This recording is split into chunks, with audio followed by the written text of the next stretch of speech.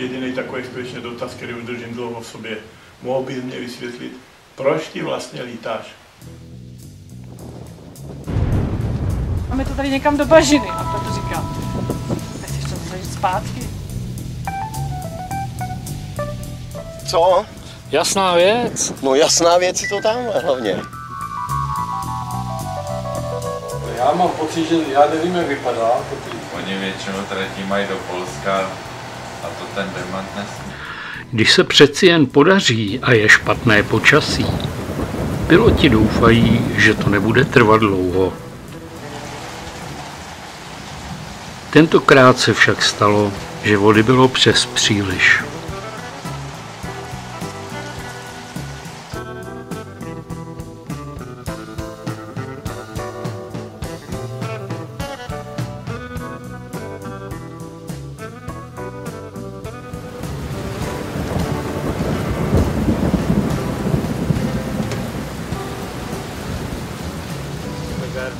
Tak vám to stejně nepůjde, protože vy máte určitě frekvenční modulaci a tady amplitudu. Tohoto okamžiku využili místní hasiči k předvedení ukázky vyprošťování. Takhle to dopadne s každým, kdo se sem odhodlá přijet. Večerní briefing mnoho optimismu nepřinesl.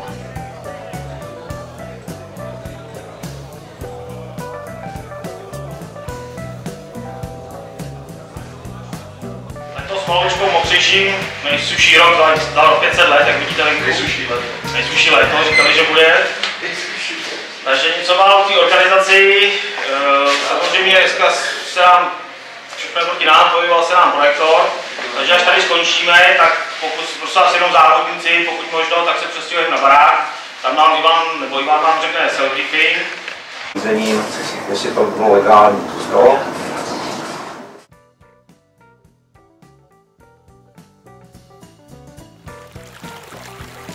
Raní optimistická modrá obloha, ale je příliš mnoho vody na ploše.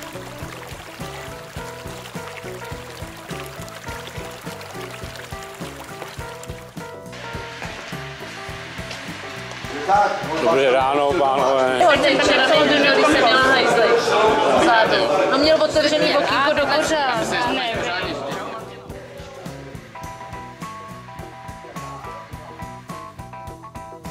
Jako pověstní hujerové se v labirintu plochy potulovali Šnekovi. Dobré duše je dovedli na místo, kde Šnek přespává. Zvědavý, jestli to bude fungovat jako houbička, že to tam přimlaskneš. No. Ten se jim nebude líbit. Jo. Ale tady je sluníčko. Ale tak jako až se projdou, ne? Asi. Jo. Zeptej se jich, jestli jsou nagrémovaný, aby se opálili dostatečně. Chytně se, blboune. Ten spadne. Je ten pijení vzteky, podívej. Nasrané. Mám ho jinde? Je, hapal. Kam? Tady. Na zem. Protože on je o to. Zaprasený. Pojď tady. Ty pech je. A já bych to dávala na to sklo, ať to uděláš po nějakou paseku, ne? To je ten druhý, se mu sede do baráku.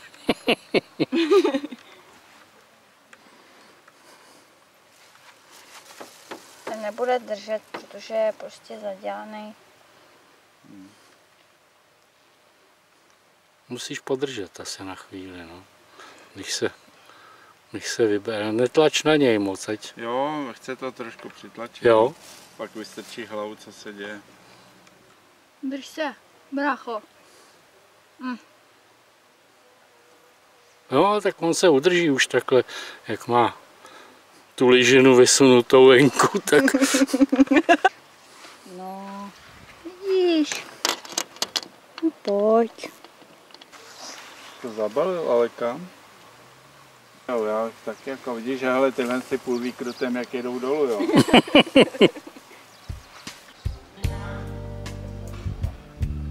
Pracovitější jedinci se pustili do údržby. Protože ale každá práce jednou dojde, přišli na pořad dne i zázraky přírody a místní architektury.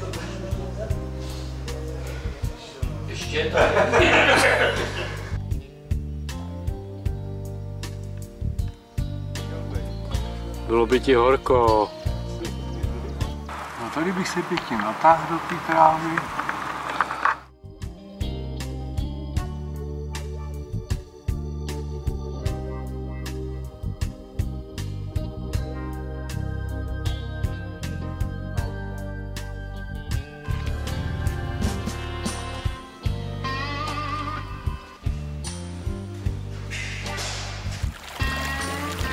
Další optimistické ráno, ale stálo příliš mnoho vody na ploše. Piloti jsou hraví a soutěživí a tak vznikla nová disciplína. Je to soutěž jenom prostě nejsilnější borce, takže prakticky to znamená, že se může přihlásit úplně všichni, kdo má zájem. A jak je zvykem v dnešních závodech, nejdřív nám náš nejsilnější borec, Petr Černěj. Takže závodníky čeká první těžký úsek v paralelním slalomu s dvojitou esovou zatáčkou a následuje podlétání mostu. Do toho nejdu, ty vole! Podletí první most, následuje druhá esovitá zatáčka. To ty pičo. Sprintem. Teď to bude ono. A polovinou kubánské osmy. Ty vole! Obletíme poslední pilon a následuje cílová rovinka až do finiše. Jede!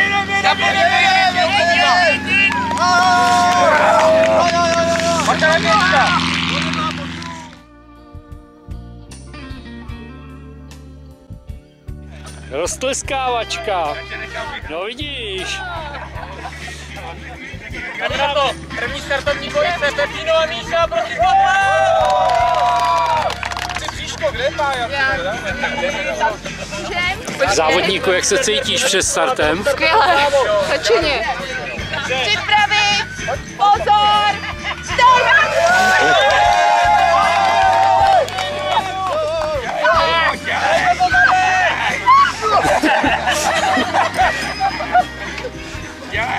Jede, Míšo!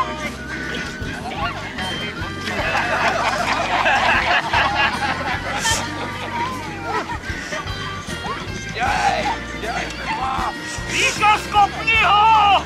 Papa! Ty s tím vozem!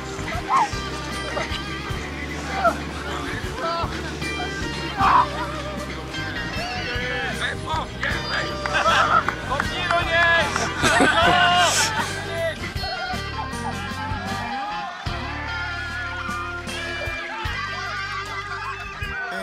Ještě dýcháš? Zdravej, mami!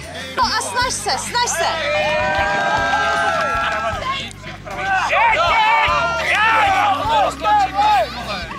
Ty vole! Dáš, Karle! Pít na ucho! Ty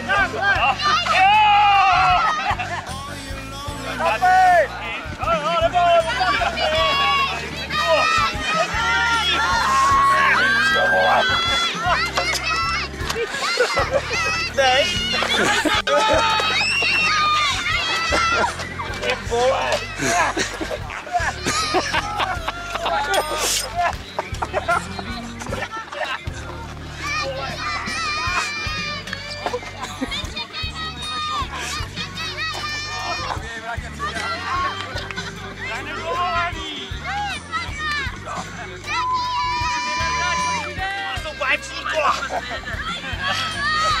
Tady to kameramani!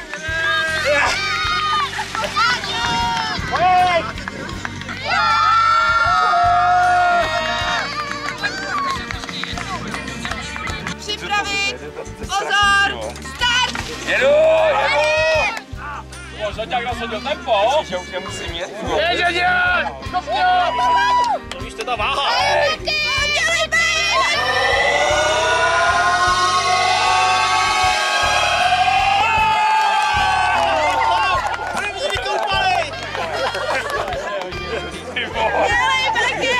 Přesně, ty mám to doplně. Do toho play pecky.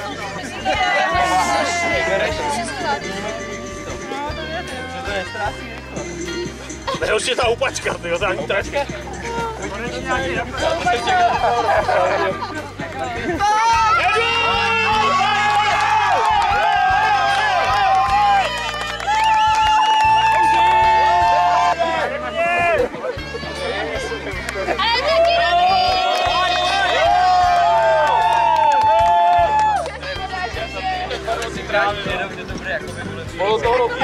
Druhý závodník.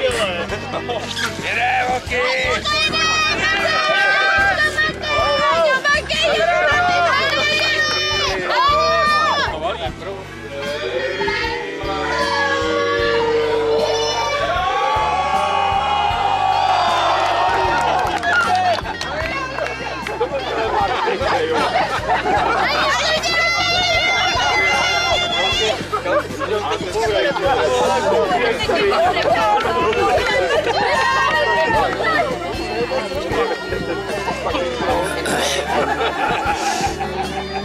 A je to vyrovnaný!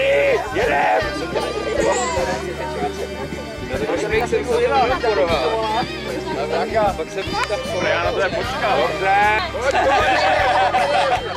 Hezky.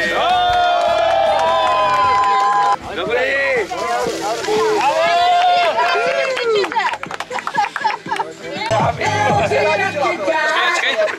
No. Ale,